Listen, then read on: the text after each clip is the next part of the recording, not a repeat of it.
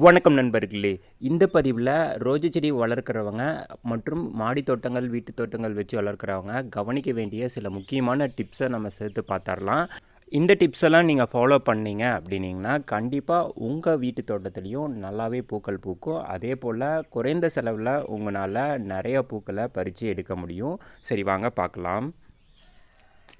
அதுக்கு முன்னாடி நம்ம வீட்டில் ஜொலிச்சிட்டு இருக்கக்கூடிய ரோஜா மலர்களை பார்த்துடலாம். பாருங்கள், இந்த ஆர்கிட் ரோஸ் வந்து எந்த அளவுக்கு பூத்துட்ருக்கு அப்படின்னு சொல்லிட்டு அப்படியே பஞ்சாக வந்து பூத்துட்ருக்குங்க. பார்க்கவே ரொம்பவே அழகாக இருக்குது, லைட் பிங்க் கலரில். இந்த ரோஜா வகைகள் எல்லாம் நீங்கள் வாங்கி வச்சிங்க அப்படின்னிங்கன்னா உங்களுக்கு நல்லா பஞ்சாக பூக்கள் பூக்க ஆரம்பிக்குங்க. உங்கள் தோட்டத்தை நல்லா அலங்கரிக்கக்கூடியதாகவும் இருக்கும். அதனால் இந்த மாதிரியான வகைகள் கிடச்சிதுன்னா கண்டிப்பாக வாங்கி உங்கள் வீட்டில் வளர்க்க ஆரம்பிங்க. ரோஜா செடியை விதைகள்லேருந்து வளர்க்க முடியுமா அப்படிங்கிற சந்தேகம் எல்லோருக்குமே இருக்குது. வெளிநாடுகளில் எல்லாம் விதைகள்லேருந்து ரோஜா செடியை வளர்க்குறாங்க. அதே போல் ஒரு சில வெரைட்டிஸ் மட்டும்தான் வந்து விதைகள்லேருந்து வளர்க்க முடியும். அப்படி ஒரு செடி வந்து நான் வச்சுட்டு இருக்கக்கூடிய இந்த செடியாக இருக்குங்க. இதில் வந்து விதைகள் சேகரிக்க இந்த செடி ஆரம்பிச்சிருச்சு. ஒரு விதை வந்து காஞ்சிருக்குங்க. அதை வந்து நான் முளைக்க வைக்கலாம் அப்படின்னு வந்து முடிவு பண்ணியிருக்கேன். அந்த ஒரு ரோஜா பூவிலிருந்தே பார்த்திங்கன்னா நமக்கு எக்கச்சக்க விதைகள் கிடைக்கும். இப்போ நீங்கள் பார்த்துட்ருக்கிறது நான் சேகரித்து எடுத்த விதைங்க, அந்த செடியிலிருந்து, அந்த ரோஜா செடியிலிருந்து. இதில் பார்த்தீங்க அப்படின்னா குட்டி குட்டியாக வந்து நம்மளால் விதைகளை பார்க்க முடியுது. நம்ம என்ன தான் வந்து ரோஜா பூவை காயிற வரைக்கும் விட்டாலும், அப்படியே விட்டாலும் நமக்கு விதைகள் வந்து ஒரு சில செடிகளில் தான் கிடைக்கும். அப்படி தான் நான் வச்சுருக்கக்கூடிய இந்த செடியில் கிடைச்ச விதைகள். இதை நான் வந்து முளைக்க வைக்கலாம் அப்படின்ட்டு முடிவு பண்ணியிருக்கேங்க. கொஞ்சம் நல்லா காய வச்சுட்டு கொஞ்சம் தண்ணீரில் வந்து ஊற வச்சு அதுக்கப்புறம் முளைக்க வைக்கலாம் அப்படிங்கிற மாதிரி நான் முடிவு பண்ணியிருக்கேன். ஸோ வந்து இது எப்படி முளைக்குது அப்படிங்கிறத ஒரு தனியாக ஒரு வீடியோவாக நான் உங்களுக்கு அப்லோட் பண்ணுறேன். பாருங்கள், விதைகள் உங்களுக்கு தெளிவாக தெரியும். குட்டி குட்டியாக இருக்குது பாருங்கள் விதைகள். நான் வச்சுருக்கக்கூடிய ஒரு செடிகளில் கூட இந்த அளவுக்கு தெளிவாக விதை கிடச்சதில்லைங்க. உள்ளேயும் வந்து பார்த்திங்கன்னா நல்ல சதப்பத்தோடு தான் இருக்குது அந்த விதை. அதனால் கண்டிப்பாக முளைக்கிறதுக்கான சான்சஸ் வந்து இந்த விதையிலிருந்து அதிகம் அப்படிங்கிற மாதிரி நான் ஒரு நம்பிட்டுருக்கேன். ஆனால் வந்து அது முளைக்குமா அப்படிங்கிற சந்தேகம் எனக்கு கொஞ்சம் இருக்க தான் செய்யுது. இருந்தாலும் ட்ரை பண்ணி பார்ப்போமே, எப்படி முளைக்குது அப்படிங்கிறத பார்க்கலாம். அடுத்ததாக இப்போ செவந்தி பூச்செடி வந்து நீங்கள் ரோட்டோரங்களில் பார்க்க முடியும். எல்லா பக்கமே நர்சரியிலேருந்து பார்த்தீங்க அப்படின்னா பஞ்சாக அழகழகாக வச்சு விற்றுட்ருப்பாங்க. அதே நம்ம வாங்கிட்டு வந்து நம்ம வீட்டில் வச்சோம் அப்படின்னா வந்து உடனடியாக வந்து அந்த பூக்கள்லாம் பறிச்சக்கப்புறம் வந்து நமக்கு தளிராது, காஞ்சி போக ஆரம்பிச்சிடும். அதான் இந்த மாதிரி தான் இருக்கும் நம்ம வாங்கிட்டு வந்து பறிச்சக்கப்புறம். நம்ம வாங்கிட்டு வந்து வச்ச அந்த ஹைப்ரிட் செவந்தி பூவும் நல்லா பூக்கிறதுக்கு நம்ம கண்டிப்பாக இதை ஃபாலோ பண்ணணுங்க. இப்போ நான் என்ன பண்ணியிருக்கேன் அப்படின்னா, நம்ம வாங்கிட்டு வந்து வச்சதையும் டைரெக்ட் சன்லைட்டில் வைக்கவே கூடாது. நீங்கள் ஒரு 4 நாள் நிழலில் வச்சுருந்தாலும் நீங்கள் டைரெக்ட் சன்லைட்டில் வைக்கிறப்போ, நேரடியாக வெயிலில் வைக்கிறப்போ உடனடியாக அது வந்து அந்த பூவும் கருகின மாதிரியும் அந்த செடியும் வந்து அப்படியே காஞ்ச மாதிரி ஆயிரும். அதுக்காக நீங்கள் என்ன பண்ணுறீங்க அப்படின்னிங்கன்னா, ஒன்றா வந்து பார்ஷியல் ஷேடில் வைங்க, பாதி வெயில் பாதி நிழல் வர மாதிரியான இடத்துல வைங்க. அப்படி இல்லை அப்படின்னா வந்து நீங்கள் க்ரீன் வெலை கூட கட்டி விடலாம், பச்சை வெலை கட்டி விடலாம். அப்படி இல்லைனா ஏதாவது சாரீ இருந்ததுன்னா லைட்டாக நிழலுக்கு வந்து நீங்கள் கட்டி விடலாம். நேரடியான வெயிலில் வச்சிங்க அப்படின்னா கண்டிப்பாக வாட தான் செய்யும். அதுக்காக நீங்கள் வந்து இந்த மாதிரி செஞ்சிங்கன்னா உங்களுக்கு நல்லாவே தளிர்விடும்.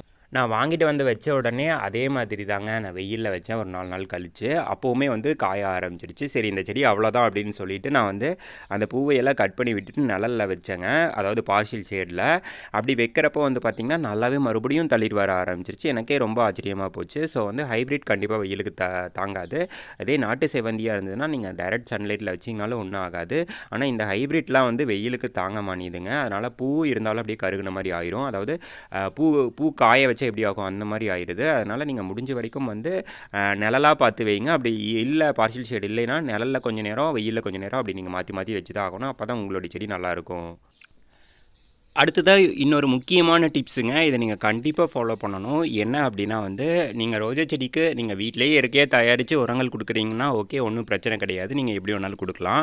அதுவே வந்து நீங்கள் காசுக்கு கொஞ்சம் நல்லா காஸ்ட்லியான உரங்கள்லாம் காசு போட்டு வாங்குறீங்க அப்படின்னா நீங்கள் கண்டிப்பாக இதை ஃபாலோ பண்ணணும். என்ன அப்படின்னா, அந்த ரோஜா செடிகளுக்கு நீங்கள் உரங்கள் கொடுக்கறதுக்கு முன்னாடி அந்த மண் பகுதிக்கு நீங்கள் முதல்லையே வந்து தண்ணீர் கொஞ்சம் ஊற்றிடுங்க. ஒரு 2 மணி நேரம் 3 மணி நேரம் அப்படியே விட்டுருங்க. அதுக்கப்புறம் வந்து நீங்கள் உரங்கள் வந்து நீங்கள் ரெடி பண்ணி கொடுக்கலாம். இப்போ நான் ஒரு எடுத்துக்காட்டுக்காக சொல்கிறேன். நான் சீவீட் ஃபெர்டிலைசர் வாங்கியிருக்கேங்க. இது நான் காசு போட்டு தான் வாங்கியிருக்கேன். இது வந்து பார்த்தீங்க அப்படின்னா, நான் அப்படியே வந்து தண்ணீரில் கலந்து எப்பவும் போல் செடிக்கு ஊற்றினோம் அப்படின்னா நான் கொஞ்சமான செடிகளுக்கு தான் பயன்படுத்த முடியும். இதுவே நான் மண் பகுதி ஈரமாக்கிட்டு ஒரு 2 மணி நேரம் 3 மணி நேரம் கழிச்சுட்டு நான் இந்த சீவீட் ஃபெர்டிலைசரை நான் தண்ணீரில் மிக்ஸ் பண்ணி கொடுத்தேன்னா, நான் ஒரு வாளி தண்ணீரே என்னால் எல்லா செடிகளுக்கும் கொடுக்க முடியும். ஏன்னா கொஞ்சம் ஊற்றினாவே அந்த மண் பகுதி ஈரமாக இருக்கிறதுனால ஈஸியாக ரோஜா செடியினுடைய எல்லா பகுதியில் இருக்கக்கூடிய வேருக்கும் ஈஸியாக ஸ்ப்ரெட் ஆயிரும். அந்த பேக் முழுவதுமே நமக்கு ஸ்ப்ரெட் ஆயிரும். இதனால் நமக்கு உரச்செலவு மிச்சமாகுங்க. செடிகள் நிறையாவும் இருந்தாலும் என்னால் அதிகமான செடிகளுக்கு உரங்கள் கொடுக்க முடியும்.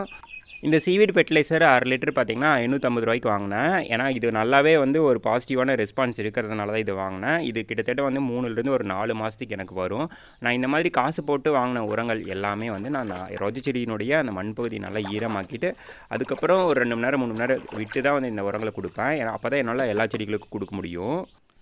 இப்போ பாருங்கள், நான் கரெக்டாக இந்த ஒரு டப்பா தண்ணீர் தான் எடுத்துருக்கிறேன். நான் எத்தனை செடிகளுக்கு கொடுக்குறேன் பாருங்கள். மண் பகுதி ஈரமாக இருக்கிறதுனால நமக்கு ஈஸியாக எல்லா இடத்துக்கும் ஸ்ப்ரெட் ஆகிடும்.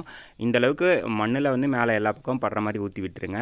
அது கீழே அந்த செடியினுடைய வேர் வரைக்குமே போயிடும். அந்த செடிகளும் ஈஸியாக எடுத்துக்கும். அந்த சத்தும் அப்படியே இருக்கும். அதனால் நீங்கள் இந்த மாதிரி நீங்கள் ட்ரை பண்ணுங்கள். இப்போ பாருங்கள், நான் ஒரு டப்பா தண்ணீருக்கு இந்தளவுக்கு கொடுத்துட்டேன். இப்போ நான் 1/2 லிட்டர் சீவீட் ஃபெர்டிலைசர் வாங்கியிருக்கேன் அப்படின்னா, நான் ஒரு 15 நாட்களுக்கு நான் இதை கொடுக்குறேன், ஒரு முறை கொடுக்குறேன் அப்படின்னா, இது கிட்டத்தட்ட எனக்கு 3லேருந்து ஒரு 4 மாதத்துக்கு மேலேயே வரும். இன்னுமே எக்ஸ்ட்ரா வரும் நம்ம பயன்படுத்துகிற வரைக்கும். அதனால் இந்த மாதிரி நீங்கள் காஸ்ட்லியான உரங்களை பயன்படுத்திக்கலாம். சீவீட் ஃபெர்டிலைசர் யாராச்சும் வாங்கலை அப்படின்னா, ரோஜா செடி வச்சுருக்கிறவங்க முக்கியமாக வாங்கி பயன்படுத்துங்க. ஒரு நல்ல ரிசல்ட் கிடைக்குது. எல்லா வகையான சத்துக்களும் இதில் இருக்குது. அதனால் நீங்கள் தாராளமாக கொடுக்கலாம். நன்றி, வணக்கம்.